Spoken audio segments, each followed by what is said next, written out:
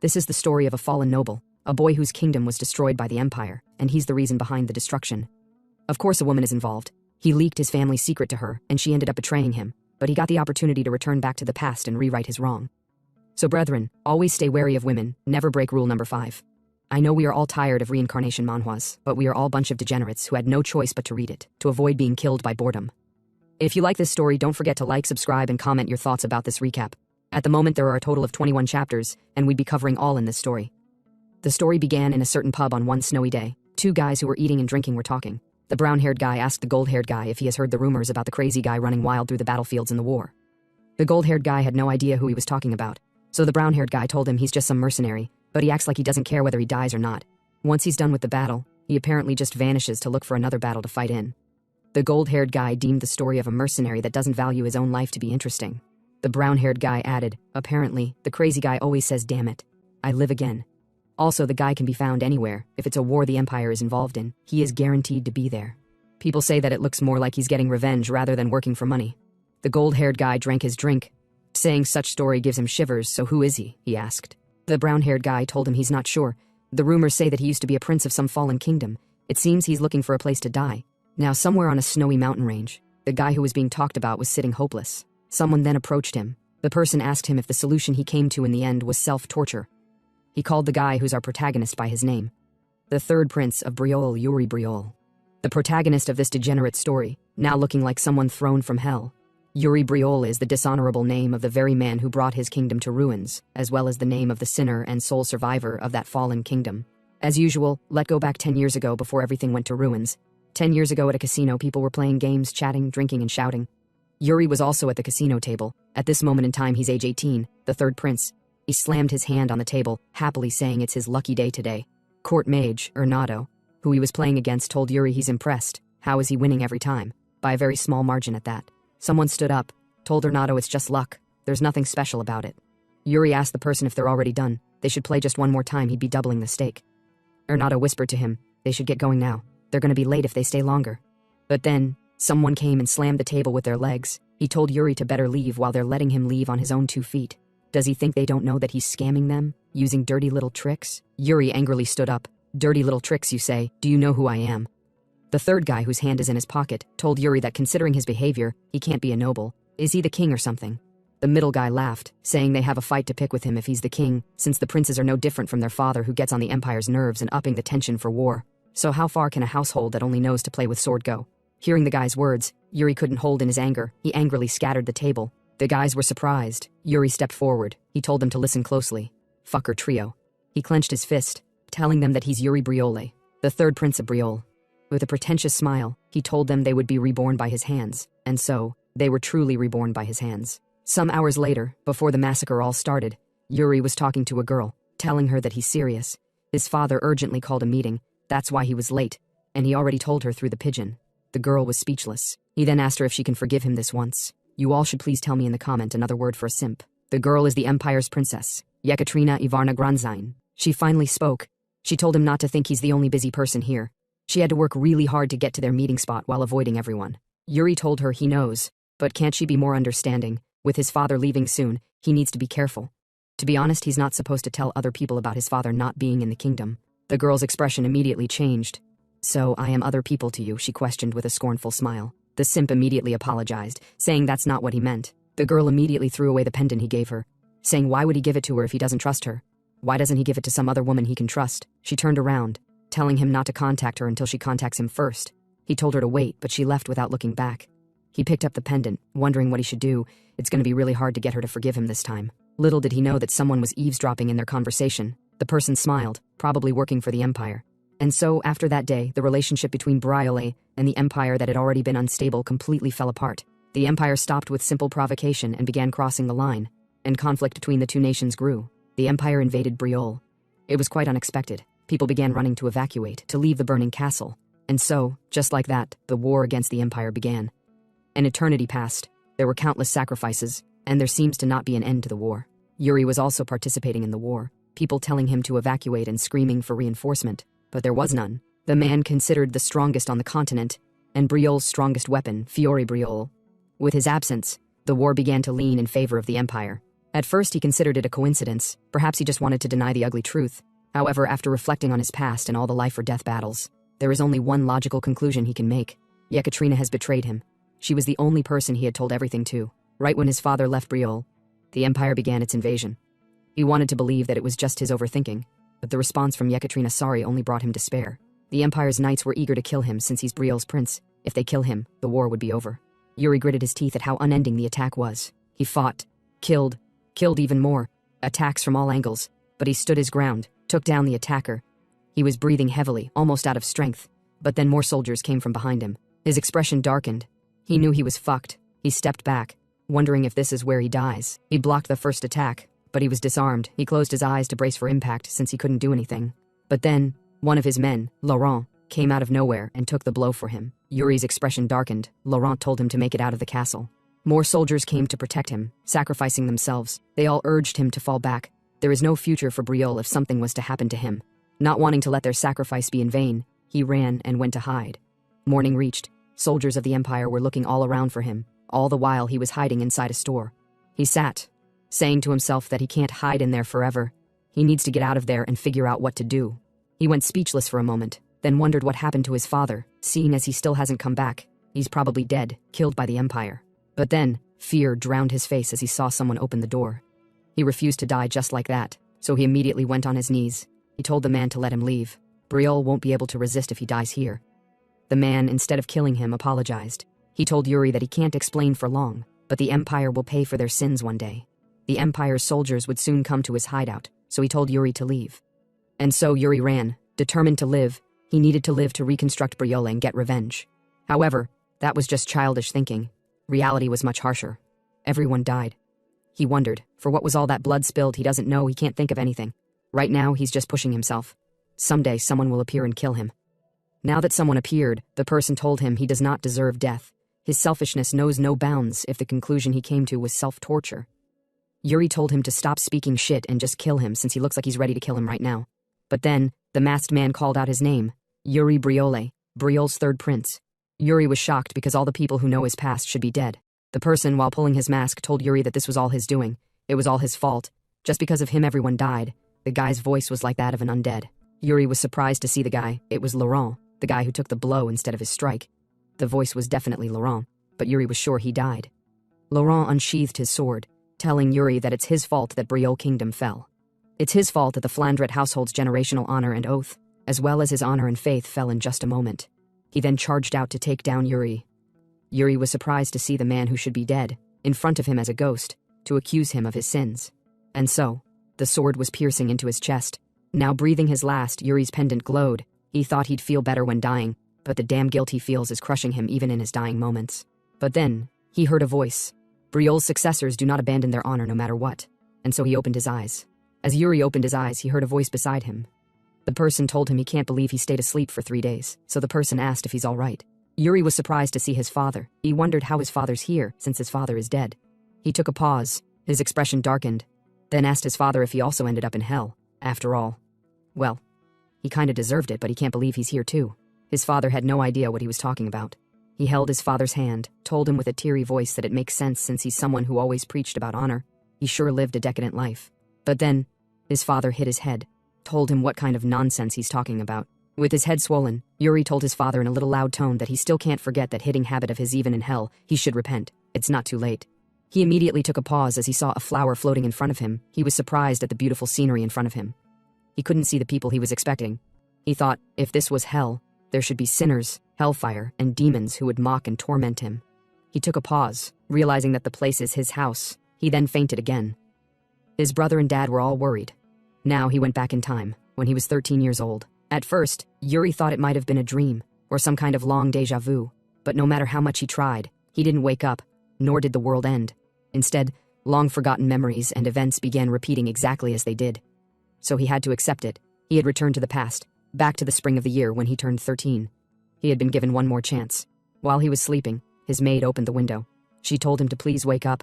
He asked her to wake him up. It's time for his sword training. Yuri immediately stood up. He told his maid Ina to hurry and prepare his clothes, but he needed to wash up first. She told him to calm down. They should start with washing his face. She'll help, so he should please sit. Yuri recalled the past. She died, body lifeless on the ground. His expression darkened. He then told Ina to slap him. She should give him a clean slap across the face. Ina was surprised by the request. She asked if he's telling her to commit treason. He confidently told her it's not treason if he ordered it. She asked if he's sure. He said yes. He never goes back on his words. And so, she landed a dirty slap. Now, Yuri was at the training ground, training with his face swollen. He forgot Ina was strong. Yuri looked around, but no one person offers him ointment. Even Bernard, the sword instructor, doesn't say a thing about his cheek. He doesn't even correct his stance, he just makes him spar. Yuri wondered, when did Bernard start teaching swordsmanship with only sparring? He recalled the day it all started. Bernard told his father that although Yuri was born with blessed talent, he wastes it. If only he would just be a bit more diligent, he could be Briol's greatest blessing. Yuri overheard their conversation. Because he was uncooperative with training, they ended up only sparring ever since. After overhearing their conversation, instead of training harder, he only got lazier. Now, he told Bernard with confidence, starting today, he should teach him properly, since he would be giving it his all from now on. Bernard was speechless, then told Yuri that he doesn't know what's gotten into him, but he understands. He activated his aura, telling Yuri that from this moment forth, they will begin their real training. He then charged out to strike at Yuri, the force evident. Though Yuri blocked it, the force from the impact pushed him back. Yuri grinned slightly. He forgot that Bernard was once called the Sword Demon before he came to Briol. And so, minutes later, Yuri was on the ground breathing heavily. Now he had experienced the real training from Bernard. If he didn't have any experience as a mercenary, he would have just been beaten one-sidedly. He raised his hand up as if he was trying to grab the sky, even though the spar is tiring, but he knows he'll definitely improve quickly if the spar continues. Not bad at all.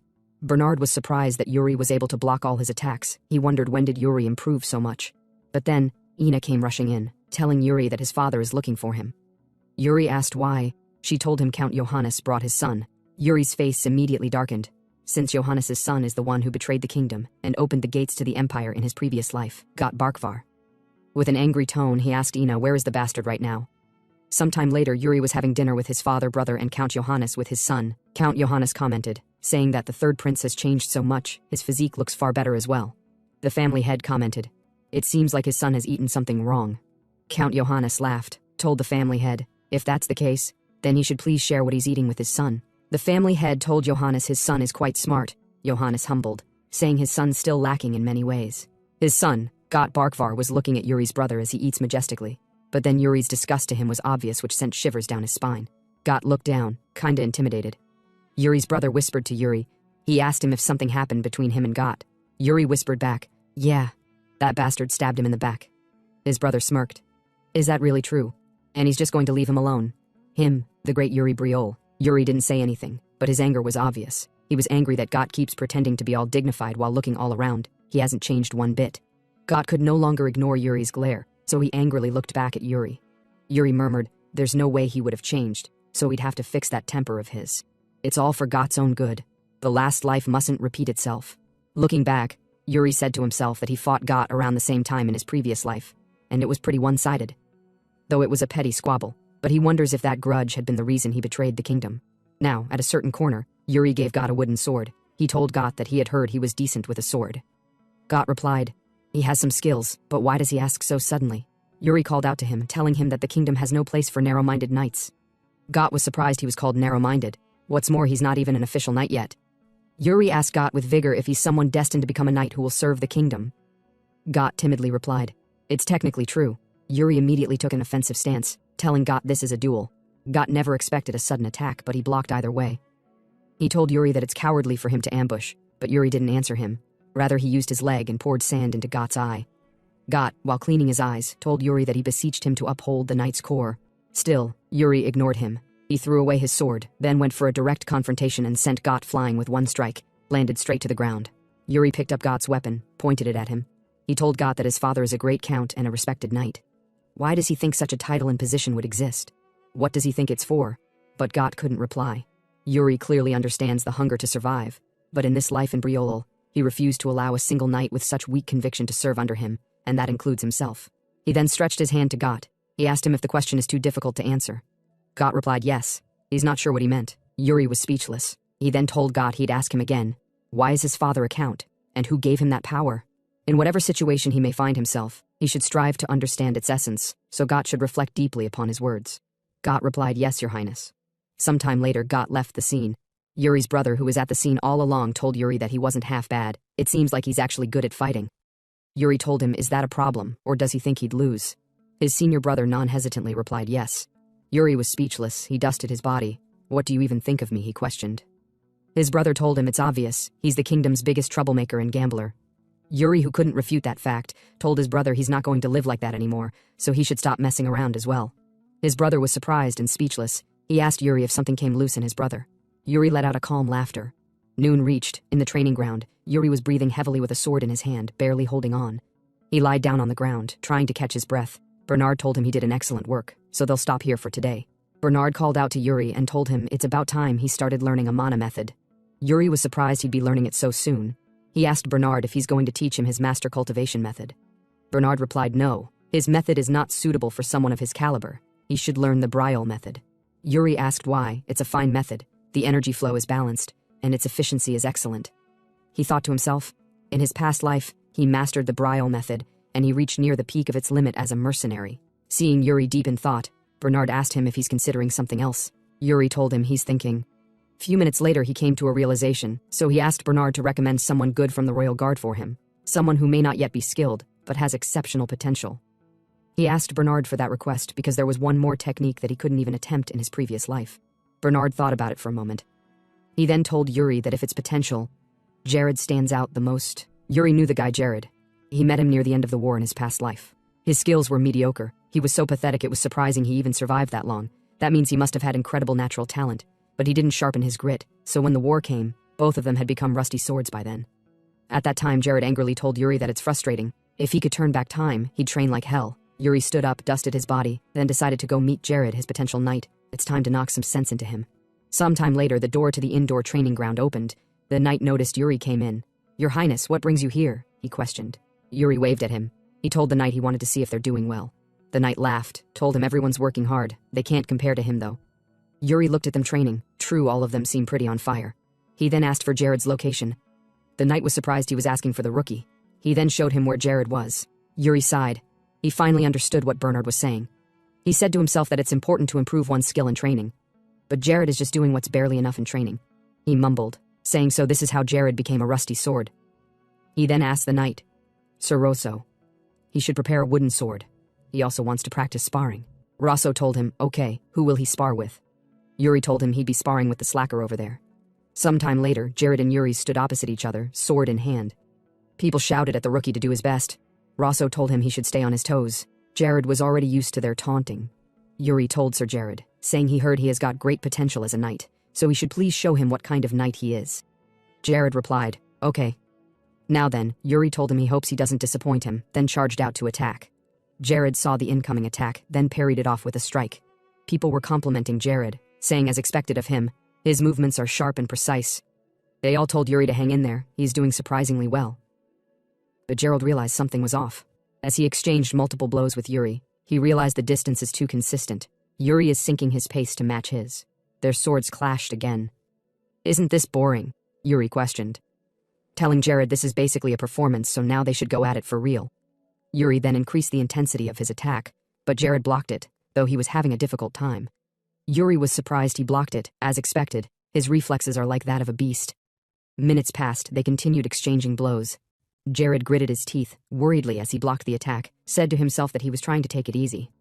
But now he'd have to take things a bit further. He then increased the intensity of his strike. Yuri now was having difficulties blocking the strike. Yuri said to himself that he knew it wouldn't work, even in his past life's memories. Jared is still a seasoned knight. Though he didn't expect to win, he still wanted to land at least one hit. So he swiftly parried off Jared's sword, which surprised Jared. He then went in for a swift direct strike, hitting Jared on his waist. Yuri smiled happily. This is it. The other knights were surprised. They couldn't believe Yuri's attack just now really worked, so they all told Yuri that was amazing. Now back to the fight, Yuri asked Jared, hope he's not holding back.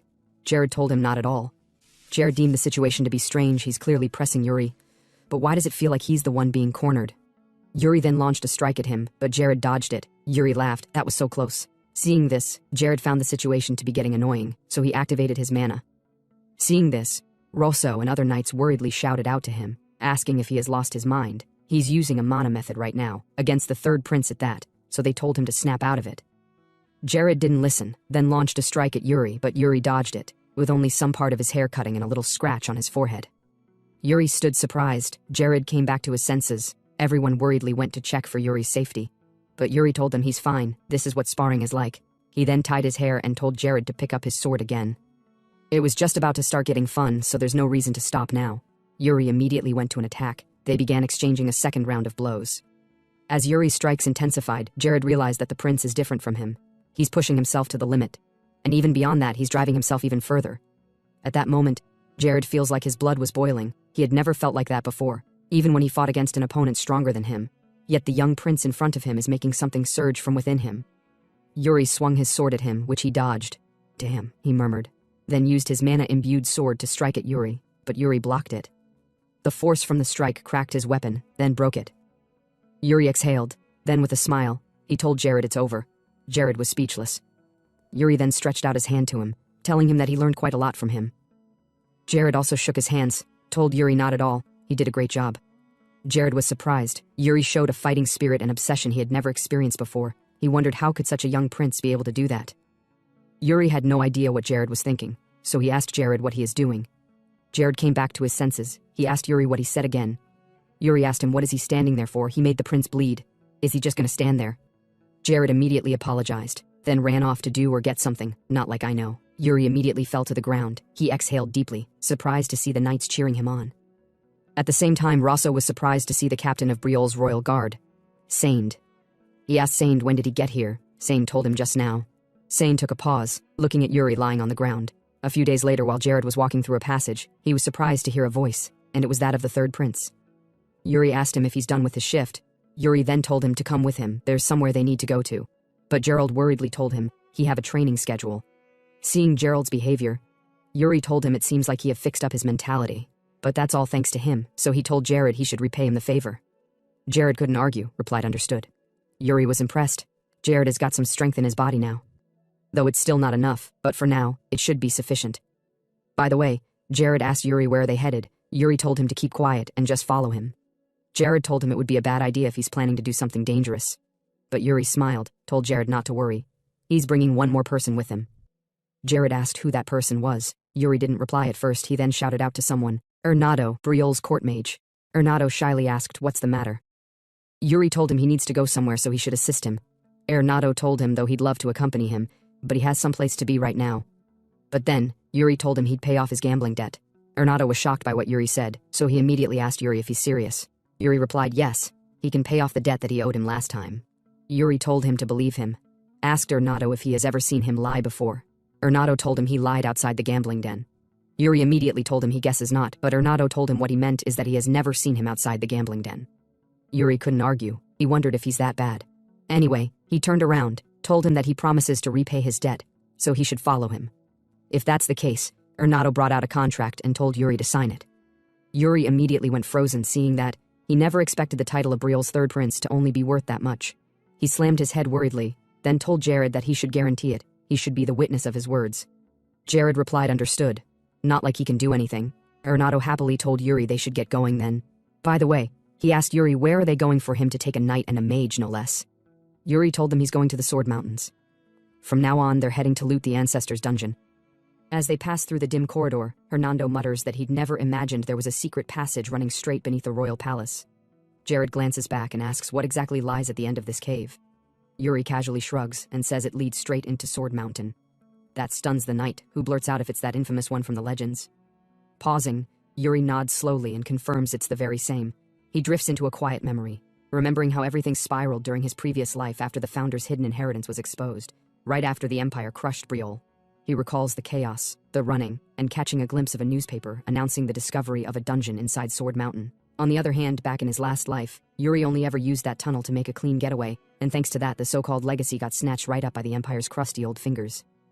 But this time, he's not just running. He's locked in on the truth and refuses to take another step backward. No more blind retreats. He needs to see for himself what kind of inheritance his ancestors really left behind. Cut 2. A wide, emerald green forest that looks like someone painted a Disney scene into real life.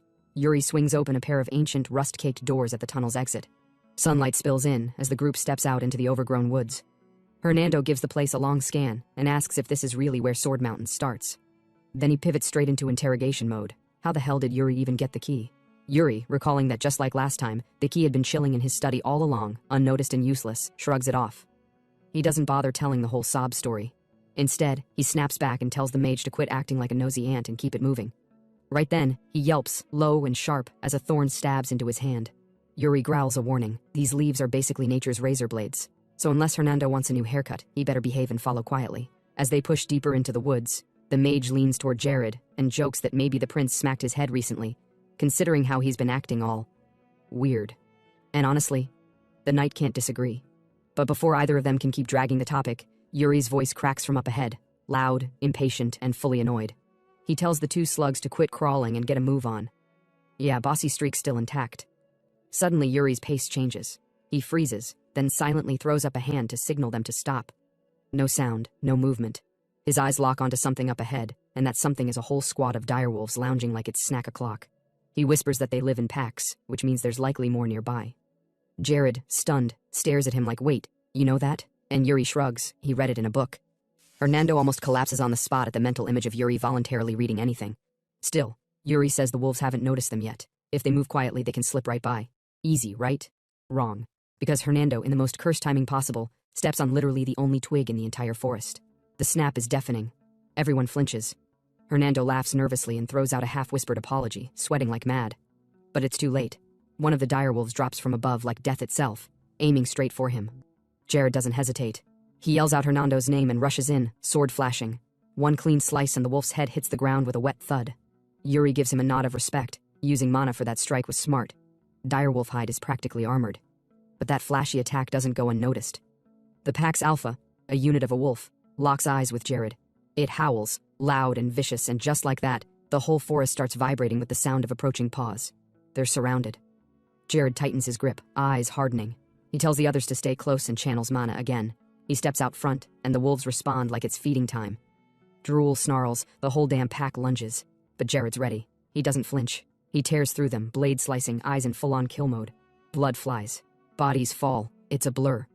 From behind, Hernando watches the carnage and actually compliments the knight's technique. Even Yuri agrees, though silently thinks Jared's still got a long climb ahead.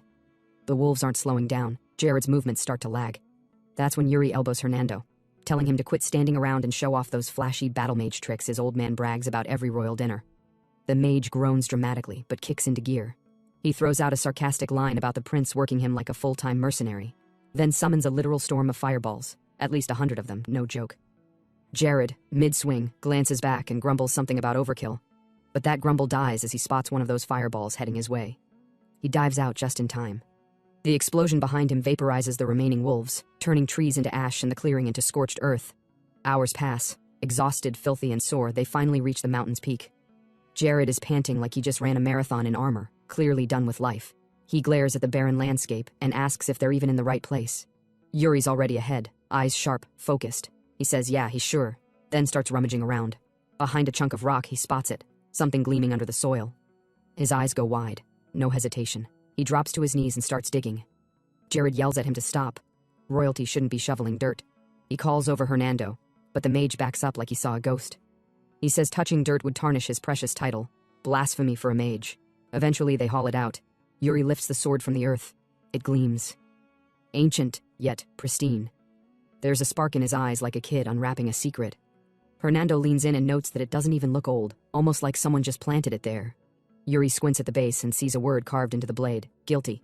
Jared steps up beside him. Is this the legacy? Yuri's not sure. He keeps staring at the sword, trying to piece it together. Then, boom, the ground starts trembling. Everyone braces. Yuri grins. Guess this is how we find out. The mountain splits open beneath them. Jared lets out a scream so high-pitched it echoes like a banshee as the trio free-falls into the abyss. He keeps howling until they crash land, hard. He hits the dirt face first in front of some creepy-looking pathway. Yuri jolts awake, blinking hard, and instantly realizes he's sprawled on top of Jared, who clearly played human cushion on the way down. Embarrassed but efficient, Yuri scrambles off while Jared lets out a long, old man groan about his aching bones. The prince quickly puts two and two together. Jared reinforced his body with mana to protect them during the fall. Pretty solid move. He compliments him without being too soft about it. But it doesn't matter. The knight blacks out cold the very next second from sheer exhaustion. Moments later, Hernando comes floating down like he's Mary Poppins on paid time off. He lands with flair and casually notes that, yeah, this place is way deeper than expected. Yuri throws him a side-eye so sharp it could shave a direwolf, muttering that the mage clearly ditched the prince's safety, just to save his own fancy hide. Hernando, caught, fumbles for excuses with the grace of a bad stage actor trying to rewrite history. But before he can build a full defense case, a sudden rustle in the tunnel snaps him around. His goofy expression drops. Something is off. He whips back toward Yuri, urgently saying there's something seriously cursed creeping their way. Yuri, still salty, rolls his eyes like the guy's trying to change the subject again. But Hernando isn't backing down. He's yelling now, saying it's a freaking ghost. That finally cuts through. Yuri spins around mid-breath, heart thudding, and there it is. Not a ghost. Worse. A hulking armored figure steps out from the shadows, dragging a death aura behind it like a cloak. It looks like it crawled out from under the mountain, and possibly straight out of a nightmare. Cold and calculated, Yuri immediately identifies it as a death knight and locks eyes. No hesitation. He shouts for Jared to get up, but the guy is still halfway back in dreamland, moaning like a half-dead zombie. So Yuri does what Yuri does, a solid kick to the ribs. That does the trick. Jared snaps upright with a scream. The second he sees the incoming horror, the knight launches forward, dramatically planting himself in front of the prince like a shield. He roars that he'll handle the Death Knight solo, but Yuri doesn't exactly look thrilled. In fact, he looks kind of unimpressed. The Death Knight comes to a full halt just a few paces away. Yuri squints, brain clicking into overdrive. These things, he remembers, they were once real knights, reborn stronger, more twisted. But this one doesn't feel like it's on a rampage. So, naturally, Yuri does the dumbest smart thing and decides to walk up to it. Jared nearly chokes on his own breath. You serious right now? But Yuri stays calm. Says he knows these things. Says it wouldn't make sense for the Founder's own guardians to attack their bloodline, right? He meets the thing's hollow gaze and speaks his full name loud and clear. The Death Knight just stares. Still, unblinking, processing. Then he moves. And Yuri immediately regrets everything, because the Death Knight raises its sword. In a flash, it swings, and Yuri is frozen, too stunned to even duck. The blade crashes down, right next to his head, digging deep into the ground. His hair flutters. Hernando instantly collapses into despair mode. He's gone. He's bald, head loss syndrome. Yuri, still blinking, mutters for him to shut up. But the mage can't help but whine over the surprise trim. The skeleton finally opens his jaw. His voice is a low growl. He says Yuri reeks of the same arrogant energy as the last one. Yuri, still catching his breath, steps back and asks who this overpowered corpse even is. The Death Knight sheaths his blade slowly, then speaks again. Eric Briol. That stops the world. Jared's jaw drops. The Eric Briol? Hernando is already halfway to exploding with lore. The Giga Chad of history himself, the man who soloed the continent, the founder of Briol, first of his name, crowned king of legends. Yuri straightens up, a little stunned but also incredibly smug. He asks if he's the first descendant to make it this far. Eric Briol nods, confirming it. Only someone of royal blood could ever draw that sword. That seals it. Yuri brings the blade closer, inspecting it with newfound weight. Yeah, this really is the heirloom. The one passed down through his bloodline. Then the Death Knight casually drops a bomb. I've used that blade before. Yuri's expression deflates like a popped balloon. The vibe dies immediately. Cool, he mutters. Thanks for letting me borrow your stuff, I guess. The skeleton finally drops the spooky act and goes full royal tone. Speak honestly, he says. Why have you come here? Yuri tightens his grip on the blade. His eyes burn sharp. He declares his intent clearly. He wants it. All of it. The Founder's legacy. The Death Knight watches him closely, then turns toward the glowing crystal nestled deeper within the chamber. He raises a hand and solemnly announces that the moment has come. He will grant Yuri what he seeks, and as the prince follows behind, just a bit paler than before, he realizes he might be in deeper than he thought. Meanwhile, Jared is just standing there, zoned out, mentally miles away, trying to piece together all the ghost night afterlife nonsense he just witnessed. Somewhere deep inside, he realizes this royal guard gig? Not at all what the job description promised. Yuri throws a sharp glance back and yells his name, snapping him out of the trance. The knight blinks hard, like he just woke up from a fever dream, and stumbles forward, still looking like he's getting hit by ghost-flavored PTSD. Yuri squints at him like this man is spiraling, but says nothing and jogs ahead. Up front, the Death Knight steps toward the glowing crystal, moves like his knees are 2 centuries past retirement, and settles down into a dramatic pose right at its base. Power radiates off him in waves. The crystal flares bright, so bright that the entire squad is forced to shield their eyes. In a voice that sounds like fate itself speaking, the skeleton declares that he hopes the prince is actually worthy. Instantly, Yuri vanishes. Boom. He's dropped straight into a desolate, sandy wasteland with cracked earth stretching as far as the eye can see. He spins in place, completely thrown off, shouting to nobody as he tries to figure out where he's been dumped. Then, he spots someone, a figure walking toward him from the haze. For half a second, Yuri lets himself believe it might be the Founder. Nope. That hopeful thought dies a quick death as the shape gets closer. And it's very much not human. And very much charging him with a sword already raised. Yuri barely manages to block in time, bracing with a grunt. The force rattles his arm as he locks eyes on the strange figure and sees the blue orb embedded in its chest glowing like a reactor. The sword it holds, also glowing. Yuri stares, stunned. It's a mana sword. The translucent warrior taps the blue orb in its chest, as if to say, pay attention, and then lets the glow surge out through its clear body and into the weapon, lighting it up like a flare. Yuri stays on edge, blade still raised, but in his head the gears are spinning. He's not just watching an opponent anymore, he's witnessing the literal blueprint of how to wield mana. Then the figure gestures at him. Yuri's like, wait, are you seriously asking me to copy you, mid-battle? He steps back, scrubbing a hand down his face. Yup. Founder definitely lost his mind before croaking. He mumbles about how throwing an untrained guy straight into a duel just to teach him mana manipulation sounds exactly like something only a lunatic living a second life would do. Then pauses. Wait a minute. That lunatic might be me. Shaking off the thought, Yuri crouches low, pressing his palm out and focusing. Mana begins to glow faintly in his hand. It's there. He can feel it. Still, the technique isn't clicking. So, sword still drawn, he calls out to the faceless teacher and says he's not quite getting it. Could he run it back one more time? The being grins, raises the blade. Yuri inhales sharply. This is it. In that moment, everything sharpens. He realizes what this test really is. He needs to master this now, because the Empire is going to bare its fangs again. It always does. And this time? This time won't be like last time. No more regrets. No more running. If he has to die to protect Brial, so be it. Yuri tightens his grip and whispers under his breath. This must be the sword technique of the Ancestor King. And then he moves. Lightning speed. Blade flashing. No hesitation, he charges forward and throws himself into the clash with everything he's got, promising to absorb every lesson, every motion, every ounce of technique the figure throws his way. Elsewhere, Jared groans as his eyes snap open, only to realize he's somewhere completely unfamiliar. A broad, open space. Empty. Structured. It looks like a training ground? He turns in place, confused but alert. He can't shake the feeling that this place is too real to be a dream. He grips his sword instinctively, scanning the area, and shouts into the air, "Oi! Stop hiding and show yourself already!" Footsteps. He spins, ready to throw hands, and freezes. Standing right in front of him is himself, a copy. Same build, same blade, same everything. Just staring back with a half-smile that oozes trouble. Jared narrows his eyes. So, this is your idea of a trial? He sizes the double up. Calmly asks if this is supposed to be another version of Jared, or something else entirely.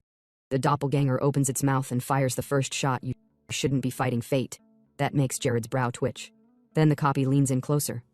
Didn't you just join the Royal Guards to chase a cushy life? A few coins, a warm bed, zero risk?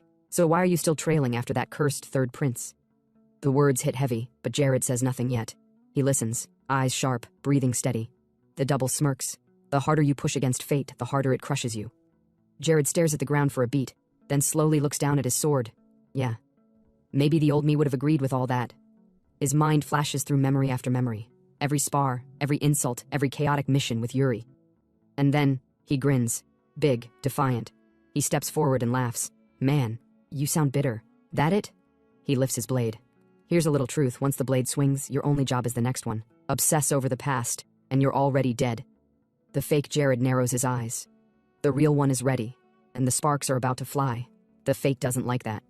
Mana blade flares to life. The copy calls him arrogant and launches straight at him with a jab, but Jared blocks it without even blinking. Swords clash, steel sings, and Jared's already got the pattern. The copy's playing it safe, dumping everything into defense. No edge, no risk, no fun. Then the fake jumps, trying to mix it up. Too late. Jared reads it like a children's book and lands a clean hit that knocks the clone straight into the dirt. He exhales, not relaxing yet, and good thing too, because the body starts bubbling, melting, morphing. A moment later, the copy's gone, replaced by a giant goo monster that looks like it crawled out of a sewer boss fight. Jared tightens his grip and mutters that it's just another oversized noise machine. Still, part of him silently hopes Yuri is holding his own, wherever he is. Then he shifts stance, readies his sword. Time for round 2. Meanwhile, the battlefield around Yuri is wrecked. Craters, cracks, dust everywhere from all the mana-infused clashes. He's flat on his back in a hole, not moving.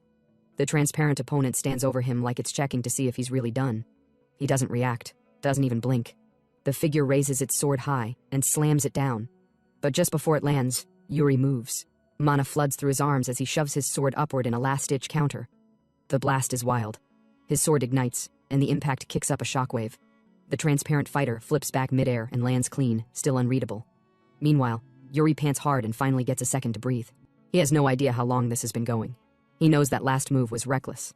A mess. But something about it, the swing, the weight, the way mana poured through his body, something about it started to click. He looks down at his sword. It's glowing, pulsing. And that's when it hits him. He just broke through. But before he can enjoy that feeling, his attention snaps forward. The transparent fighter is cracking. Its sword shatters, then its limbs. Then the whole thing starts falling apart layer by layer. Yuri sees it instantly. The guy's time is up. Dust starts floating. The figure raises a hand in a final silent wave. Gone, just like that. Yuri closes his eyes and thanks him, quietly, respectfully. Then his own body starts to fade too. When he opens his eyes again, it's with a groan and a blinking haze. Everything's still swirling, but he's back. The others are waking up too, looking just as wrecked. And watching from nearby is the Death Knight, looking smug as ever. Looks like everyone had themselves a nice little dream, he says, like he's not the reason for all the trauma. Yuri, still dizzy, asks what that was. The knight explains it was all part of the founder's contingency plan, something he left behind in case any future Brial descendant ever made it this far. Yuri remembers clearly how in his last life, Sword Mountain got flattened by the Empire. No one ever got close to this. So instead of dropping it, he asks if the founder used that mana method himself. Nope, didn't use it, but it was his final gift. A fusion of every technique he gathered across the world, mixed into one. And Yuri is the first to ever unlock it. That makes him pause. Then why not pass it down directly? The knight says the dungeon only opens when the timing is right, and now, it opened. That means the world's about to change. Yuri tries to ask what kind of timing he means, but the skeleton cuts him off, says that's not his call. It's on Yuri to figure that part out. The prince shifts his attention back to the sword. What's its name? Soul Severance. The name sits heavy in his mind. Before he can say anything else, the knight's aura sharpens. He tells Yuri to kneel. Not a suggestion. It's happening. Yuri drops without hesitation. The knight rests a hand on his head and begins reciting the vow, tells him never to fear his enemies. Yuri answers with a sharp yes. Then the knight tells him to stay true to what he believes and carry Briol's duty to the very end. Then, no warning, the hand grips harder and jerks his head back. Remember this well. Briol never discards its honor, even if the price is your life. And with that, the knight starts to fade too. Mission complete. His voice lingers with one final line. This is the oath of Briol. Yuri just watches the dust blow away, says nothing. Next morning. The maid kicks open the door like she owns the place and rips the curtains open. It's morning. Under the covers, Yuri groans like a dying man. She tells him not to even think about lying back down. If he sleeps again, he's not waking up for hours. He yawns, mumbles something about stopping by the Royal Archives last night. She raises a brow. Why? I was looking for a record. Turns out, he found something. While flipping through ancient family records, Yuri stumbled on a file saying the founder had a brother, someone who threw away his honor and vanished completely from history. Now he's staring at the sword again. He gets it. That brother, the Death Knight. And this blade, it was his. The maid reminds him to hurry up and get dressed. Apparently the king is waiting. Yuri's heart nearly jumps out of his chest. She says she's not sure why, but after Hernando's little meeting with the king, His Majesty asked for Yuri personally. Now he's sweating. Hard. He flashes back to Hernando's smug face telling him he was reporting everything. Yuri asked if that was really necessary, and Hernando, stone cold, just smirked. Yuri buries his face in his hands. It's all been reported. Later, inside the royal hall that could bankrupt a nation just by breathing, Yuri stands beneath a chandelier that probably costs more than his soul. I'm here, he says. The king is seated, rubbing his temples like this boy's been aging him in real time. He cuts to it. Says Hernando already spilled everything. Scolds him for sneaking off, and on top of that, for dragging home the founder's legacy like it's some souvenir. Yuri doesn't deny it, says it's true. The king rises slowly and asks again, did he really find that sword? Yuri nods. The king walks closer, voice heavy. Says everyone's been talking, that Yuri's changed. He starts rattling off names, people noticing. The final name? Hernando. He places a hand on his son's head and asks what happened. Yuri freezes, grips the sword tighter, doesn't speak. The king doesn't ease up. Asks again, if there's no reason, then why the hesitation? Yuri stammers out that it's not like that, but the king cuts in, hard. Then what's holding your tongue? Yuri blurts the truth before he can swallow it back. He's scared. Because His Majesty's been clenching his fist like he's about to swing since the conversation started. That catches the king off guard. He relaxes his hand, clears his throat, then says, spit it out already. So Yuri finally does. He says he had a dream. That's all it takes to put the king on alert. But Yuri keeps going. Says in the dream, he committed a sin, one he couldn't walk back. The king narrows his eyes and repeats the phrase slowly, like he's testing the words on his tongue. Father Briol wants the real answer. What was that unforgivable sin? And Yuri stares back, no flinching. Long pause. Then he says it. He failed to protect Briol. In the dream, the kingdom fell into chaos. War broke out. Civilians were wiped out without mercy. The prince tried to hold the line, stood his ground, and still lost everything. When it was all over, he ran, disgraced, alone. He died as a failure with nothing left but guilt and silence. His hand moves to his chest, and then he adds something that shifts the tone. When he woke up, the necklace his mother gave him was gone. That's when the fear hit. Maybe it wasn't just a dream. Maybe it was a warning, from her. That actually gets to the king a little. His expression slips, just barely. He asks what kind of force was responsible for all that destruction. And that's when Yuri freezes inside, because he knows the truth. It was the Empire. But saying that now? Way too soon. The window to delay that future still exists, even if it's barely cracked open. So he pivots, says it was a black army, no flags, no name, just something dark. The king breathes out slowly, then, to Yuri's surprise, actually smiles. Says it probably was just a nightmare. Maybe even a message from his mother. But either way, he's glad Yuri is finally stepping up.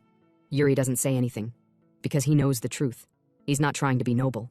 He's just trying to atone, trying to earn forgiveness for the moment he ran and left his people behind. But that inner spiral gets cut short fast, because the king straightens up. Expression shift. There's still one more thing to settle. The scene then shifted to the training grounds. Fiore Briel told Yuri to draw his sword. Fiore Briel wasn't just a swordsman. He was a walking catastrophe with a blade. Rumor says he started swinging steel before he even learned to speak properly. A natural disaster in human form, carving his name into the continent through raw talent, surgical skill, and the kind of presence that made grown warriors rethink their lives. Back in the day when people whispered about the top 10 strongest on the continent, Fiore was the kind of name that didn't just make the list, he hovered over it. Now, Yuri finds himself face to face with that living legend in a training hall he's never even set foot in before. He glances around, mutters under his breath that this is his first time in his father's private space. Fiore responds without missing a beat, never expected any of his sons to be sword material. Yuri grits his teeth at the jab, says he does have talent. The king lets out a long, tired sigh. Talent, he repeats, like the word tastes bitter. And then, out of nowhere, the man raises his sword and points it straight at Yuri's throat. The prince flinches, caught off guard. Fiore starts rattling off all the usual swordmaster buzzwords, speed, instinct, reflexes, and then asks if having all of that really makes someone the best. Still holding the blade steady, he answers his own question. No, it doesn't. What really matters? The drive. The thing that pushes someone past their limits. Not duty. Not family pride. Something deeper, something primal. Then his eyes start glowing red.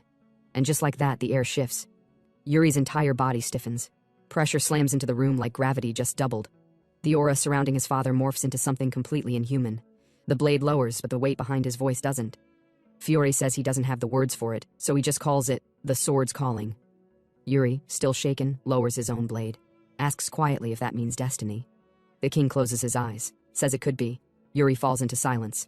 His thoughts spiral again. In his last life, he was never meant to wield a sword. So what changed? What twisted fate dumped him here now? His eyes drift down to the sword in his hands, as if the answer is somewhere in the reflection. Fiore's voice cuts through. Should he even be holding that sword at all? Can he hear the calling? And would he still carry it while staring death in the face? Yuri is shaking. He tries to speak. Nothing comes out but broken hesitation. Finally, he stammers that he doesn't feel anything. He looks up and gets hit by Fiore's coldest gaze yet, the kind that freezes blood. Yuri takes a step back. Legs weak, breath shallow. Then the room warps. Feels like eyes are watching him from all directions, none of them kind. His mind breaks open, and the worst memories flood back. His past life, the screams of comrades, pleas for help, orders to run. He remembers the sound of desperation, the sound of everything falling apart, and how he never even answered. Suddenly, he's not in the training hall anymore. He's in hell. Everything's burning. The skies are smoke. Briol is falling apart in real time. Imperial soldiers march through fire like they own it, one of them stomping Hernando's corpse into the dirt like trash. Civilians are butchered, screams echo through flame, and standing there useless is the older Yuri, watching it all burn. While Yuri was lost in thought in his past self, someone came to attack him from behind, but he blocked the strike and took down the knight who attacked him. It was like he was repeating the moment from his previous life. He could hear the voices of his men sacrificing themselves for him, telling him to run away in the meantime. The fires burned so high, the voices of his men echoed through the battlefield as their flesh burned and swords pierced through their bodies, all to save their young master. Yuri staggered, wondering if his reincarnation was all a dream. Was Briol fated to powerlessly fall in the end? His hopes shattered. He raised his sword down, knowing he couldn't stop the annihilation. The Empire soldiers charged towards him. Then again, he grabbed his sword tightly, not giving up, since he had taken an oath that he shall never be afraid of the enemy. The words of the Death Knight echoed once again. Do as you believe, until the very end. Fulfill your duty as a Briol. And so, Yuri raised his sword again to fight. He kept killing, slashing endlessly, unyielding. He even parried off a spear attack with his hand and counterattacked with his sword, taking the enemy down. He breathed heavily, thinking it was all over, But more voices echoed, telling him he's dead now, so he should give up already. Yuri gritted his teeth, telling them that Briel do not abandon honor, even in death. Until the very end, he'd fulfill his duty as a Briel. But then, reality kicked in. Yuri was standing, muttering, until the very end. His father, Fiore Briol, placed his hand on his shoulder, asking if Yuri could hear his voice. Immediately, Yuri snapped out of it. He was surprised to see his father. He looked back as he sweated heavily. The Legion, the Black Legion, he questioned. Fiore told him to calm down. He had seen an illusion. Yuri's hands trembled as he realized it was just an illusion. His father was speechless. He commented, "It appears that I was mistaken." He then told Yuri that it seems he will hold on to the sword. Yuri's expression immediately brightened, then told his father that's what he had decided on. His father kept a stern expression. Yuri wondered why he was making that face all of a sudden. Someone might think he's going to turn into a corpse if they saw his expression. He then touched his father's hand and told him not to worry. He's a genius, so he shouldn't worry. His father grinned, then slammed his head. Minutes later, at the training ground, Bernard saw Yuri with his head swollen. He asked Yuri who did such a masterpiece on his head today. Yuri replied, "His father." Bernard remarked, "His Majesty did put in some strength today, but I won't be reducing his training difficulty just for that." Yuri told him he knew. Thinking about it, Bernard was someone who stayed in Briola because of his father. Yuri then asked Bernard if he stayed in Briola for a duel with his father as the condition. Bernard replied, "Yes." Yuri then asked him if he'd still stay if he was the one who asked him to, even if he can't have a duel with his father. Bernard was speechless for a moment, then replied, "Nope." He then smirked, told Yuri that it seems like he wants him to stay. He then told Yuri that he'd stay if he can show him something. Like, for example, the swordsmanship of the progenitor, Erich Briol. Yuri was surprised. He asked Bernard if he's saying he wants him to teach him the founding king's techniques. Bernard replied, "Yes, it has piqued my interest." Yuri told him, "No, he can't." Yuri thought to himself that it makes sense someone called the Sword Demon would ask him something like that, but he can't teach him. Bernard told him it doesn't matter if he hasn't mastered it since he had already taken that possibility into account. Yuri told him, he's right, he hasn't mastered it, but that is not the reason. Rather, it is because it won't help him in any way, since the sword technique is one with the mana method. Bernard thought about one with the mana method. He told Yuri he hadn't heard about it before. Mana methods are usually supposed to reinforce sword techniques. Yuri closed his eyes and told Bernard yes, that's why he can't teach it to him. He'd only be getting half of a whole. Bernard, still thinking, told Yuri, "All right, just like that," which surprised Yuri. Yuri asked if it's really all right. Bernard replied, "Yes, it's fine, even if it's only half of a sword technique. He'll stay in Briol if he's willing to teach him the technique, since he's sure he can get something out of it, even if it's just half." Yuri sarcastically remarked to himself that Bernard is sure confident. He then smiled slightly. He agreed to Bernard's request, then he'd have to stay in Briol. Bernard replied, "Okay." He then took a distance and told Yuri to please demonstrate it. Yuri replied, "Okay," then took an offensive stance, his sword imbued with mana, ready to display his soul severance. But Bernard told him there's one thing he didn't tell him, which is that he was always going to stay in Briol since his father wants him to work for him for at least 10 years. Yuri was shocked and looked confused. Bernard then asked if he's not going to strike. If not, he'll go first then. He activated his own mana technique. Yuri, still pissed, leapt out from his spot. He asked Bernard why he's telling him that now. Hours later, in the evening, Yuri was lying on his bed. He then said to himself that the future is changing, a future different from the one where Briol fell. The fact that Bernard is staying in Briol, even though he hasn't done anything, is proof of that. He smiled, said to himself that he was overwhelmed by the responsibility of having to change the future. But it definitely is changing little by little, though not yet. He's going to stop the Empire this time no matter what. Someone also agreed, yes, no matter what. It was Anna. She told him yes, no matter what. He should please not get into trouble this time. Yuri stood up. He asked her what she meant. Did he have something planned right now? Anna told him it seems like he doesn't even know what she's talking about because he gets into trouble every day. She then told him she said that because he has a meeting tomorrow. But Yuri had no idea what kind of meeting that was. She told him it's the Senate meeting. His Majesty said that he has to attend this time. Yuri wasn't told about it. She told him it's tomorrow morning. He heard that most of the senators will be attending. She grabbed his hand, with her eyes filled with sincerity. She told him she's sure there are scary and stubborn people there, but he shouldn't punch them or anything. Yuri asked her if that's what she's worried about. She told him not to worry. He doesn't act like that anymore. Are you sure? She questioned with determination. Yuri replied, yes. And so sometime later, in a building, men of notable reputation sat opposite each other at a table, Yuri among them.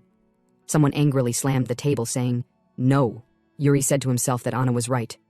The Duke of Ugis, Gernard Jatari, is disagreeing from the start. Jatari voiced his disagreement, saying it's not good for the prince to learn a mana method that has yet to be approved. Yuri looked at the others. Not just Jatari, the rest of them are also disagreeing. Though they're supposed to be discussing the management of the kingdom, it has instead become a place where the king's authority is challenged. Yuri now sees why his father didn't attend the meetings. Jatari expressed worriedly with his fat pig face that it would be much better to learn the Brielle method instead. Another countered, saying there's no way they can disapprove it since the founding king left it behind, but Jatari countered, how can he be certain that it was his? Then the green-haired man asked if he's doubting the prince right now. Jatari told him he's just saying they should be certain about things. They're just worried about the prince. Yuri intervened. He told Duke Jatari that he's quite touched that they hold a meeting just to discuss a mana method. At this moment, Yuri was really holding in his anger, because Jatari is a traitor who tucked his tail and bowed down to the empire's emperor as soon as Brielle fell, so his words carry no weight. Jatari then asked Captain Sand what he thought. Sand, the captain of the royal guard, was speechless for a moment. He then told them he can't make any conclusions yet. Jatari asked why. Sande told him it's because mana methods have their own pros and cons. Additionally, how they will affect an individual varies. Jatari slammed the table slightly as he stood up. See, even the royal guard's captain is saying that it's uncertain, so it's too risky. So it's best they disregard a mana method like that. But the green-haired man disagreed, saying that's not what Captain Sanded was saying. He was saying that each mana method has its own pros. Another interrupted, the meaning is the same. The Duke is worried that the mana method will harm the prince. Just at the table, there were different plots and schemes going on. Even Yuri noticed it.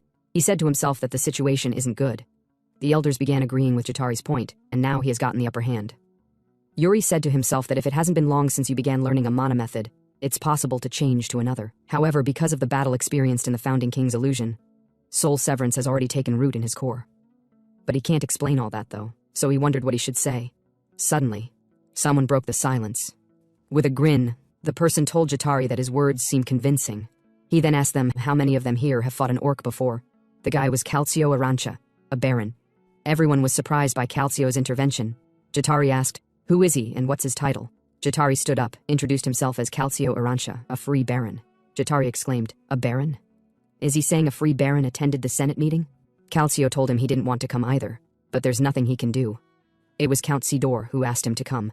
Yuri was surprised he was sent by Count Sidor, because Count Sidor was the frontier lord guarding Brielle's border. He's a lord who lived his life on the battlefield. He was famous for being a true soldier. He was also famous for never attending noble events, yet he sent a representative to the Senate. The green-haired man asked why the Count would suddenly send him to the Senate. Calcio told him the Count doesn't need to explain himself to him, but seeing these high-ranking nobles sitting at the table playing politics, he could finally understand why the Count sent him.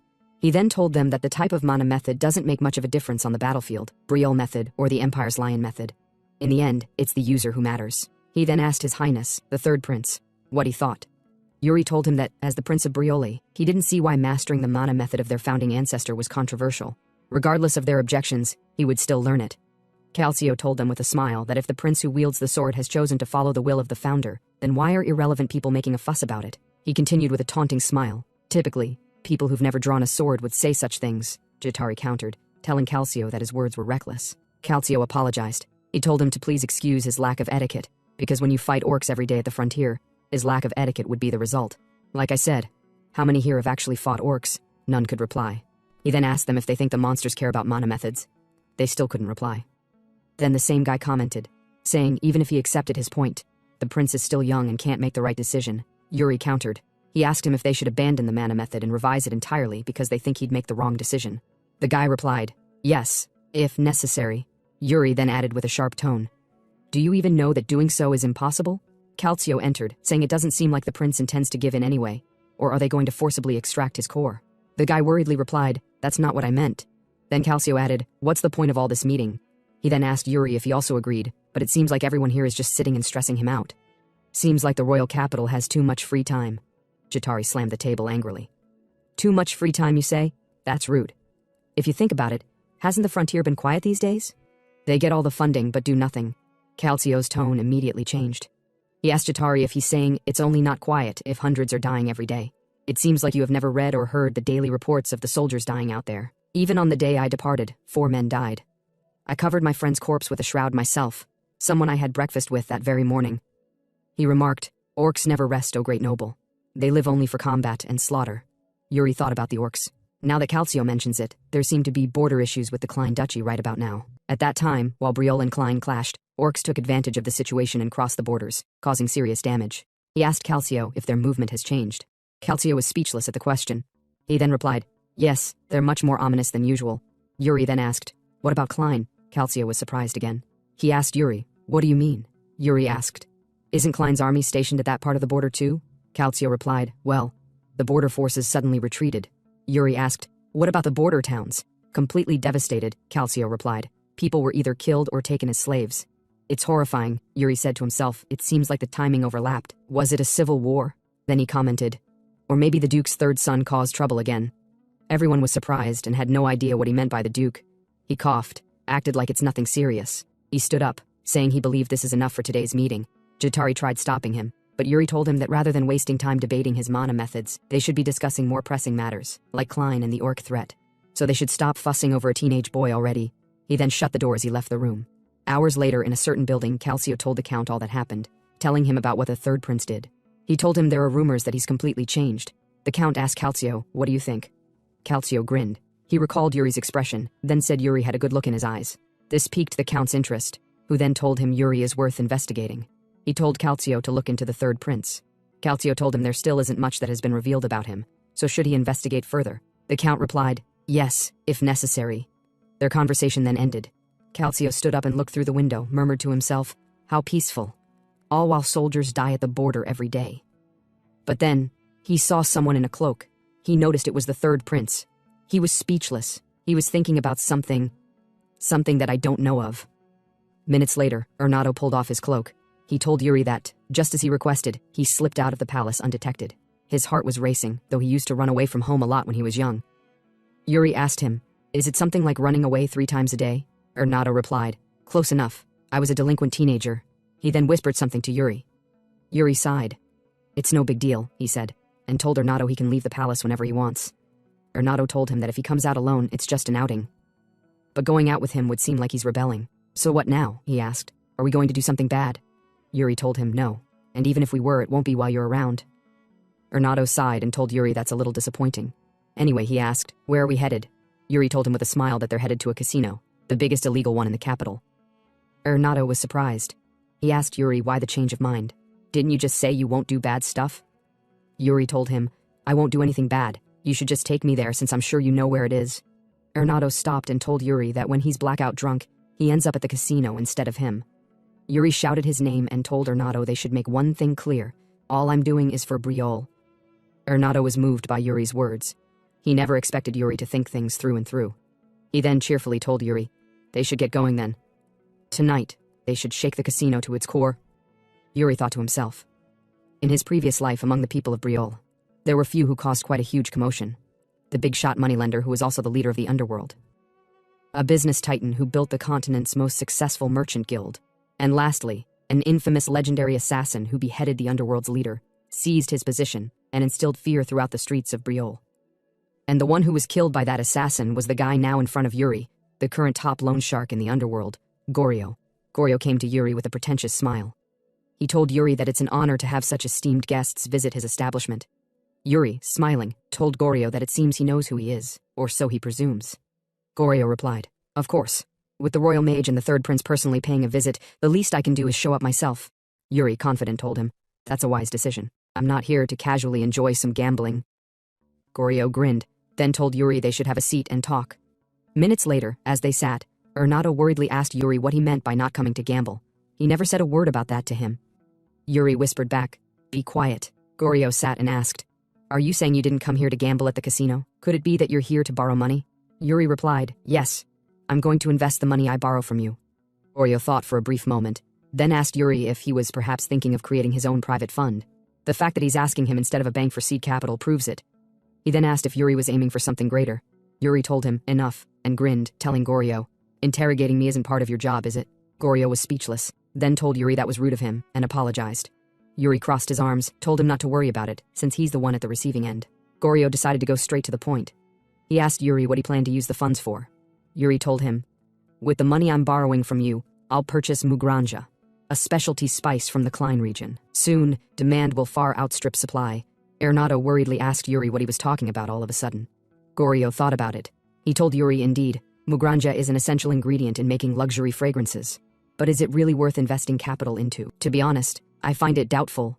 Yuri didn't speak much. He just told him what he said was the truth. Ernado was surprised himself. He thought about the civil unrest in the Klein Duchy and the wandering orcs. but doubted that alone would cause a spike in spice prices. So he wondered if Yuri was just trying to secure a regional specialty before others. However, the look on Yuri's face showed he was serious about it. Goryo also thought to himself, he isn't the same Prince Yuri that people in Briol talked about. He seems to know more than he's saying. Well then, he told Yuri, let's settle on an amount. Yuri told him, as an investor and not as a Prince of Briol, how much can I borrow from you? Minutes later, after some unknown discussion was done, not even known to me, the narrator, Goryo told Yuri to please sign the promissory note. Yuri grinned, and sometime later, he read the promissory note and placed it inside his cloak. Ernado told Yuri that it was surprising he really borrowed money from Goryo, and it was even a huge sum. Ernado paused and said, it's unfair. You didn't even give me a heads up. You never intended to gamble in the first place, did you? Yuri smiled and told Ernado, if I had told you the truth from the beginning, you might have dragged me straight to my father. Ernado couldn't refute that. He then asked Yuri if they were heading to the Merchant Guild now. Yuri replied, yes, I have a request to make. Yuri then said to himself that, in truth, Mugranja is already a guaranteed profit item. The only alchemist who knew how to produce it was a close aide to Duke Klein. But he was the first to be killed in the Civil War. Therefore, until a substitute spice is developed, Mugranja is going to fetch any price on the market. So he can't just entrust something like this to anyone. Now, they arrive at a run-down building. Yuri then shouted, this is it. Ernado was shocked. He disappointedly asked Yuri if this was the rundown spot. Yuri didn't reply. He stepped forward and knocked on the door. As he knocked, he asked, Elaine Wood, are you in there? Ernado worriedly told him to wait a moment. He should really leave things like this to an established merchant guild. The door opened. A lady appeared. She told Yuri she's Elaine Wood. Who are you? Yuri introduced himself as the third Prince of Briole, Yuri. He wanted to entrust her with a task. She was surprised to see he's the Prince of Briole. Sometime later, Ernado worriedly asked Yuri if he had lost his mind. Yuri told him, you sure talk freely to a prince. Ernado didn't care. He then asked how Yuri could buy Mugranja through a failing business just like that. It also involved a large sum of money. Yuri thought to himself, although she may be a struggling merchant now, it won't be long before Elaine is known across the continent as the head of a merchant guild no one's ever heard of before. And unlike Goryo, who hides behind the illusion of trust but resorts to vile deeds when cornered, Elaine treats promises to her clients as sacred. Yuri grinned evilly, saying, she may have been a legendary merchant in my past life, but in this one I'll make her a mythical one. One who surpasses the legends. Ernado sighed. Anyway, he asked, are you done now? Yuri told him, no, there's one more thing left. Ernado was shocked. He tried stopping Yuri, but Yuri ignored him and went into an alley. As Yuri walked, he said to himself, underworld loan shark, merchant tycoon, everyone else is ready to become my ally. I only have to convince one more person. Yuri walked through the alley. Beggars were everywhere. Rats danced in the streets. People fought, maybe for resources, maybe not. Yuri talked to a beggar, who directed him somewhere. Yuri looked around, and then found who he was looking for. He approached the person and introduced himself as the third Prince of Briol. The guy. He's the one who cruelly killed Goryo in the past. A surviving member of the assassin order, Asana. Asana stood up. She asked, what is a prince doing here? Yuri told her she didn't need to be wary of him. He had only come because he thought he could help. Asana was speechless. Yuri then told Ernado to give him the money. Ernado hesitated, then handed him the bag of coins. Yuri's eyes clashed with those of the little girl beside her. Seeing her, he wondered if that was the child. In his previous life, Asana had borrowed a large amount of money from Goryo to get the child the treatment she needed. Like all those who borrowed from Goryo, Asana too had her life ruined by him. This led her down the path of an assassin, eventually becoming one of the most skilled. But his goal now was to prevent that from happening. He told her to take the money and go to the temple for treatment. She was surprised and speechless, then asked what he wanted. Yuri told her he wanted one thing.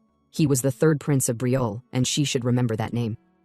As they left, Ernado asked Yuri why he would give some beggar all that money. Yuri told him it was an investment for the future. He had made connections with people he would need later, but there was still one person left. He stopped, then told Ernado he wanted to ask him something. What did you see in the founding king's tomb?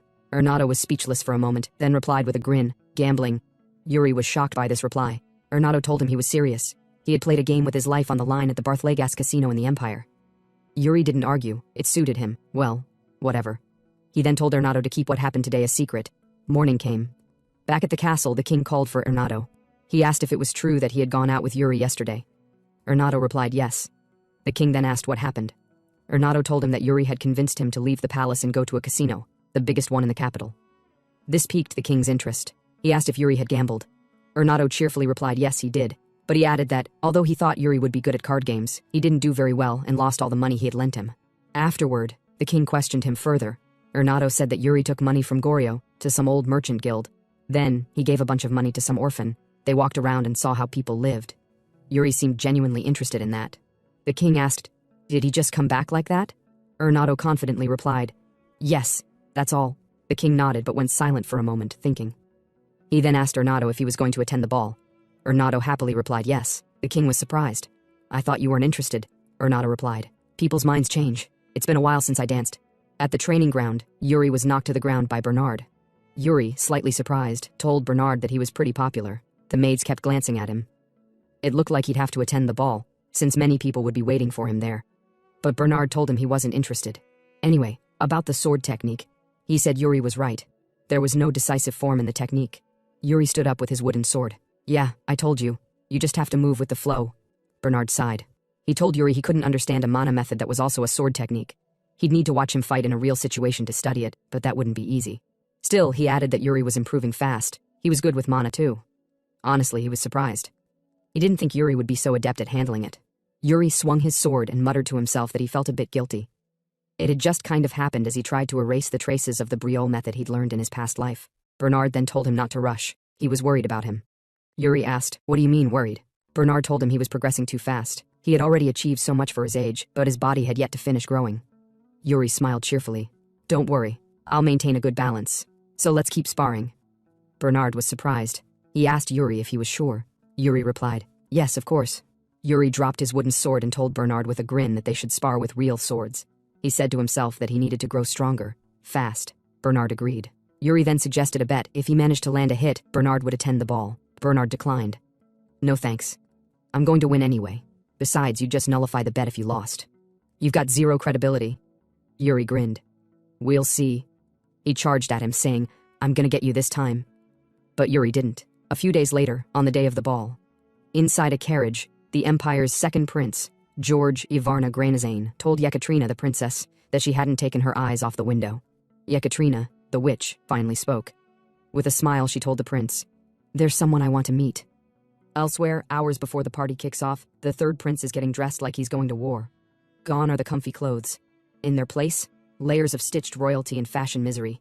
He hates it. Too flashy, too stiff, too not him. Ina straightens his outfit like she's done this 1,000 times, and mentions he used to love this kind of look. Rich kid energy, back when he still acted the part. Just as she turns to leave, he hits her with an unexpected request. "Wanna dance?" She stares at him like he just grew a second head. Suspicious. She's convinced he's trying to step on her foot or trip her as payback for something. He promises, no funny business, just a little practice. Tonight they're dance partners, nothing more. He leads. She follows. Somewhere between the swaying and the moonlight peeking through the window, Ina's heart does a thing. She tries to keep it together but ends up bragging about her dancing skills just to play it cool. He jokes right back. Wants to know who she's been dancing with. She claims she's popular, then jabs at his height. Says she's never danced with someone this short before. It's fine, won't be a problem much longer. They keep dancing. She steps on his foot a few times. He doesn't complain. Inside the ballroom, the mood is immaculate. Music floating, nobles twirling, everything smelling like power and perfume. Up in the royal booth, King Fiore sits with wine in hand, watching the show like it's a stage play built just for him. Down near the food table, the three princes are doing what nobles do best, talking and laughing with a calculated amount of grace. Yuri, though, is multitasking. His eyes are scanning. There's Count Sidor. That guy's not like the rest. Oddly enough, no proxy tonight. He came in person. Then Yuri clocks his eldest brother's glasses and asks if his vision's tanking again. Crown Prince Cedric reassures him. Nothing to worry about. Then the trumpets hit. The crowd parts. The second prince of the empire enters with his entourage, looking like golden arrogance on horseback. Prince Georg heads straight to the king and bows. Fiore gives him the polite welcome. They shake hands, a few pleasantries. Then Georg introduces his sister. And when Yekaterina steps into the light, Yuri feels his stomach plummet. She's polite, graceful, every bit the imperial princess. But Yuri knows the truth. This is the girl who helped destroy his kingdom. Even now, the weight of their past drags behind her like a silk train. The apology she once wrote, just a note, sent by pigeon, still haunts him. This time, he's not making the same mistake. No friendship, no connection, no second chances. From the sidelines, Yuri watches her work the room with practiced smiles. She notices him too, but keeps it formal, just glances and nods. He keeps his distance. He sees Cedric dancing with a noblewoman, like the picture-perfect prince he's always been. Calm, graceful, polished. The kind of man who could rule with a smile and a kind word. Yuri still feels like a feral animal in royal clothes. At least second brother is doing his usual thing, pestering the poor girl with loaded charm. Even if Yuri's head is packed with future trauma, the emotions are real. The weight's still there. Thankfully, Ina shows up with cookies and a smile. He asks if serving tonight's event is exhausting. She jokes that dealing with him is harder. He takes every cookie on the tray. Mood slightly improved. Then, bad news. Georg walks up. In his past life, this man became a legend. The Empire's blade on the battlefield. The one who led the charge when Brielle fell. Yuri straightens his back and bows, calling himself the third prince of the kingdom. Every part of him wants to lash out, but he keeps it locked down. And then Georg leans in. He gives Yuri a once-over, smiles like a shark, and suddenly releases a pressure that wraps around Yuri's neck like coiled steel. 13 this year? He asks, voice calm but laced with something wrong. We might need to call the guards, or the FBI. Before Yuri can even answer, Georg walks away. He's already gotten what he came for, confirmation. The third prince is dangerous, talented, and worth watching. Yuri clenches his fists, barely holding in his rage. That wasn't a greeting, that was a threat disguised as etiquette, and Georg isn't even in his prime yet. Then, glass shatters, all heads turn. Ina's dropped wine on Georg's cape. That's bad. That's very bad. The imperial crest is stained, a major insult. But instead of anger, Georg's expression shifts to something worse. He smiles. Yuri sees it happen, sees the setup. Georg tripped her on purpose. The whole thing was bait, and now he's reaching for his sword. Blade drawn, he places it gently against Ina's neck like he's posing for an execution. Cites the Empire's crown laws. Claims her action warrants death. No one stops him. No one but Yuri saw the trap. Georg doesn't want justice. He wants blood, and a reason to spill it. But before anything can happen, Fiore steps in. The king's voice cuts through the tension like a blade sharper than Georg's. If the prince wants blood, he can spill it on his own land. The pressure shifts. This time it's Georg who flinches. He lowers his sword, bows politely, and issues a carefully crafted apology. And then he drops the real card, Gatinsha, a knight of the Empire. Executed by Fiore in their own territory. The Emperor let it go, no retaliation. No payment. And now? Georg just reminded the room that he let that slide. Prince Georgi wasn't done talking. He smoothly likened this whole wine-stained fiasco to a prior incident, the infamous Gatinsha execution. His tone stayed calm, diplomatic even, but the message was razor-sharp. Beheading the maid? According to Georgi, it was about peace and honor. For both nations. Translation: it's your move, king. Say no, and you've just disrespected the Empire. Say yes, and you let a foreign prince execute a servant in your ballroom. Tricky, right? Yuri understood the stakes instantly. This wasn't just about one life, it was about honor, the old kind, the kind his family was built on. Brielle's code didn't bend for feelings or politics. A Brielle doesn't run from disgrace. Not in life, not in death. The oath comes first. So before Georgi could lift that sword and turn this into a horror show, Yuri stepped in. Loud, calm, collected. He walked to the center of the room and declared that Ina was under his protection, his maid, his responsibility. Her crime was his, and since he was also royalty, he formally requested the punishment be reevaluated. Internally, though, Yuri felt like this was karma biting back at full force. He wasn't choosing this. The game had already started. He was just doing what he had to do. And what he proposed next was bold. A dual trial. A duel instead of a public execution. The entire hall went dead quiet. Georgi blinked once, then laughed. It wasn't mocking. It was amused. Sincerely entertained. The second prince now had a name to remember. Yuri. The boy just made it stick. Facing off in the center of the hall, the two princes locked eyes. Around them, nobles held their breath. Eventually, Georgi turned to King Fiore and agreed to the ridiculous offer. Fiore, visibly displeased, gave a reluctant nod. He was tossing his son into the pit, and he knew it. But the game had to be played. To save face and look generous, Georgi offered to use a proxy. Someone around Yuri's age. To make it fair.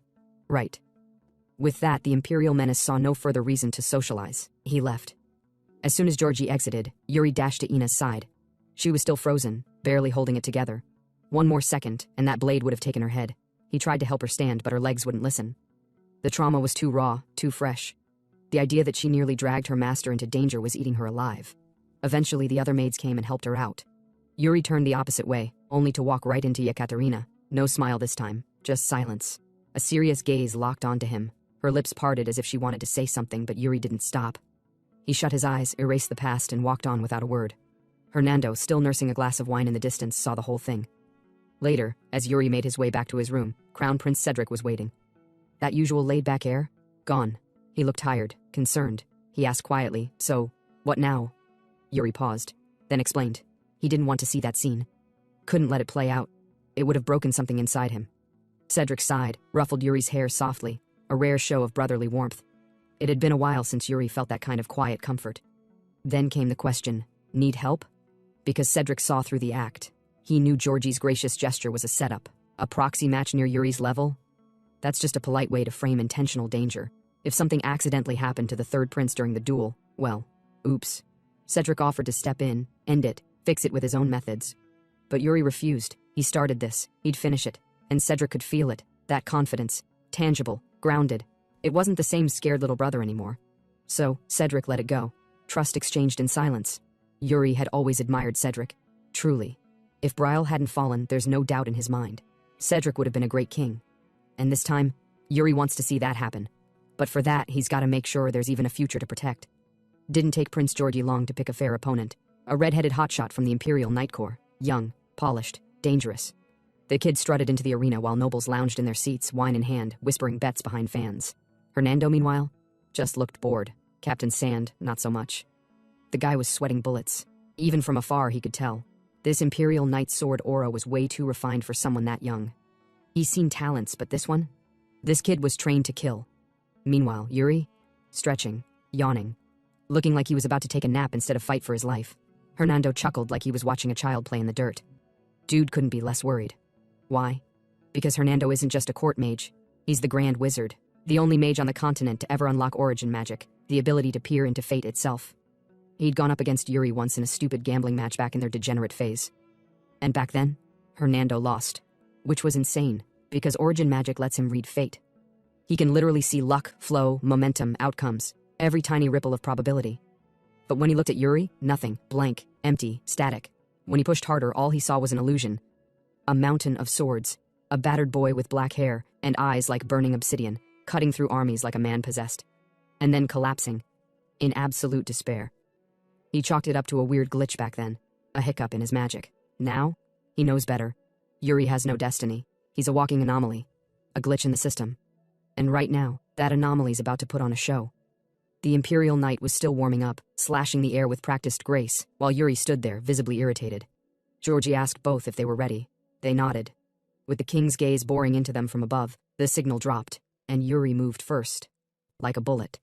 The knight blinked, and suddenly saw a vision of himself, right there in the arena, losing half his upper body in a single swing. His instincts screamed. He blocked just in time. Blades clashed, echoing through the court like thunder. The pace was insane. Every move from Yuri was fluid, offense becoming defense, defense melting into lethal strikes. His sword didn't stop moving. And as the duel raged, a smirk started curling on his lips. Meanwhile, the Empire's knight now had a gash on his cheek. A shallow cut but a loud message. "You're bleeding first." The king turned to Hernando and asked him, what does he think the outcome of the fight will be? The Grand Wizard, still smiling. "I can't see a thing," he said, practically giddy. King Fiore remembered the day Hernando arrived in Brielle, claiming that fate had guided him here. "Has that fate ended?" he asked. Hernando answered with no hesitation, "Not yet." The king relaxed. It's a relief, having a monster like that mage still by his side. But as Hernando turned his eyes back to the stage, he asked the king something bold. "In your eyes, who's stronger right now?" Fiore didn't hesitate. "The Empire's knight." That was the logical answer, and Hernando agreed, at least on paper, but something else tugged at him. He came to this kingdom thinking fate had pulled him toward the strongest swordsman alive. Maybe it had. But now, watching Yuri move, watching him bend the rules of power and fate, he's starting to suspect.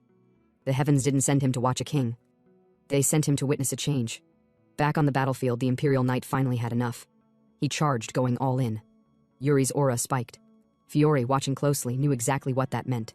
The prince was done playing around. His blade was now drenched in mana, ancestral mana. The king's own legacy breathed through it. The Imperial Knight could feel it. The pressure, the chill of death crawling up his spine. Yuri's sword danced like water, slipping past every guard, every step. Then, blade glinting under the lights, right at the knight's neck. The heat of the mana was searing his skin. The edge of the blade kissed his throat. And the knight was shocked. He said inwardly that he will die at this rate. The crowd was still buzzing. But for those who understood what almost happened, their breath caught in their throats. The ones hit the hardest? The royals seated high in the Empire's viewing deck. Their golden knight had just been humiliated by a kid. King Fiore, on the other hand, hadn't blinked once. He had followed every movement in that exchange, each flick, parry, and feint, like a man reading an open book. But Hernando? He just let out a long sigh with that sly, knowing smile of his. The prince had twisted his sword at the last possible second. It wasn't hesitation. It wasn't mercy. It was control. With inches left to claim the boy's head, Yuri had pulled back. When the Imperial Knight staggered and surrendered, cheers exploded from every direction. But Hernando's eyes weren't on the crowd. They were locked on that black-haired boy standing in the center of it all. A boy who, just moments ago, rewrote fate in front of his eyes. For years, Hernando had been chasing heavenly signs, following whispers of stars, shadows, and destiny. But this was the first time in his life the signs stopped speaking. Yuri Briol, the only man Hernando had ever met whose fate was a void. No strings, no threads, just choices. Watching that stringless boy walk off the stage, head held high, Hernando finally understood. This kid is a transcender, a defier of the cosmos, and now, he couldn't wait to see what kind of storm Yuri would unleash upon the world. 5 years passed, and the kingdom of Briol had been blessed with peace. But chaos? Chaos was sprinting through the castle right now, wearing a maid's uniform and panicking like it was her last day on Earth. Her name? Newbie, a fresh recruit, bright-eyed, barely trained, and currently very lost. She was supposed to report to the West Wing kitchen. Instead, she'd run into the East Wing, the royal residence. Terrified, she tiptoed through the empty halls, hoping no one would catch her trespassing. But luck wasn't on her side today. A deep voice suddenly echoed behind her. "What are you doing here?" the voice asked. She turned, black hair, eyes like midnight iron, posture stiff as a blade. He looked nothing like the king or the smiling crown prince. In fact, he looked dangerous. It was one of them, one of the princes. Newbie panicked. Her legs froze, her brain stopped. The man scowled. "What, you gonna ignore me now? Is this how new maids treat royalty?" As he matched all the description, the maid concluded that the guy must be the second prince. She then blurted it out that she has to avoid him at all cost.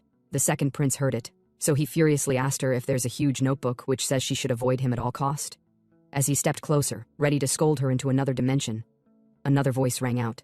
"Brother, stop scaring the poor girl." The moment she turned toward the voice, her heart skipped. Confident smile, casual step, sword by his waist. Every senior maid had drilled it into her. If you see a handsome man with a sword walking like the world's his playground, bow immediately.